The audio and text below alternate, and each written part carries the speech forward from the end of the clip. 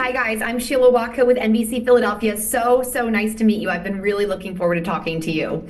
Hi. Thank you so much. It's lovely to meet you too. So this movie, I thought it was so thrilling and gripping and beautiful, and I've described it to friends and family as 90 minutes without a dull moment. I absolutely was on the edge of my seat the entire time.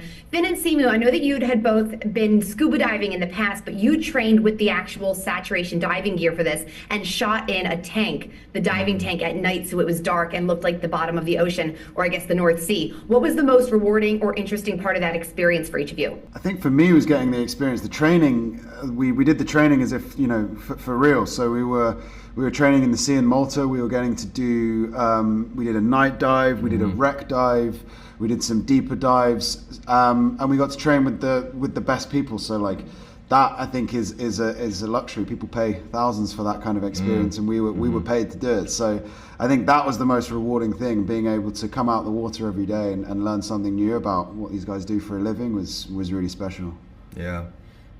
Yeah, no, that's great. I think for me the only thing I'd add to that is get the experience of getting to meet just these incredible people who have dedicated their entire lives to this profession, where they spend months at a time at sea, and they their family members, their partners, their children can't see them, can't get a hold of them. Although I think recently they've started to introduce Wi-Fi into the sat tanks, which is I don't know, actually, depending on who you ask. Dave actually might not find that to be a good thing, but yeah, I mean it is such a unique lifestyle where I think everyone around you, and yourself included, everyone has to make certain sacrifices.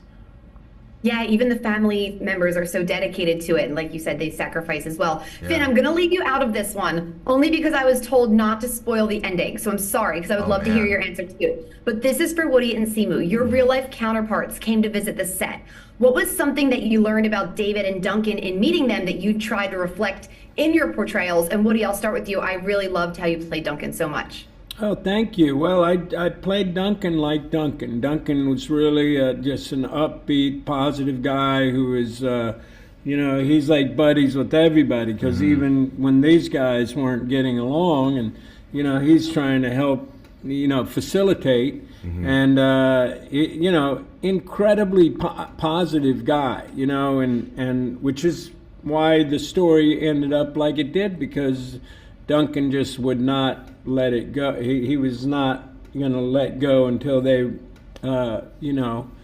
recovered. They didn't want it to just be a recovery of a body. He wanted to recover this guy. And, I don't want to get into what happens for your listening audience.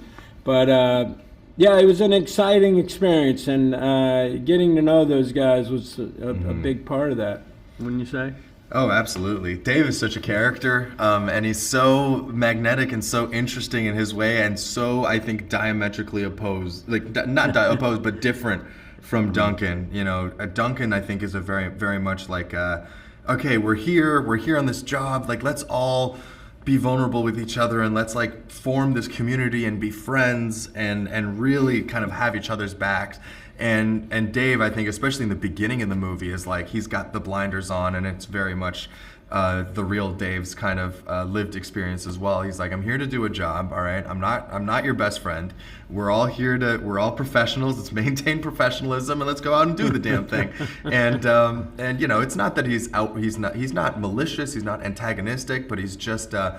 He's a wonderfully unsentimental guy, and when it comes down to it, though, he's the exact perfect guy that you would want to rescue you from the bottom of the ocean, simply because he does not overthink. He does not let intrusive thoughts kind of bother him or kind of veer him off course. He's like, I'm here to do a job. And if it's to repair pipeline, it's going to be to repair pipeline. If it's going to be to rescue an unconscious diver at the bottom of the sea, it's going to be that. And he's going to approach each of those tasks with kind of the same level of meticulous professional energy and nothing else. The whole story is fascinating. When Chris was like, what's going to happen? And Dave was like, well, you're going to have this many minutes of oxygen. Yeah. You're going to stay there, and I'm coming back. It was so good. They're wrapping me up. You guys were fantastic. I love this movie so much, even more than I expected to. So thank you for telling it again after the documentary and bringing it to theaters for us. Thank you. Thank you so much.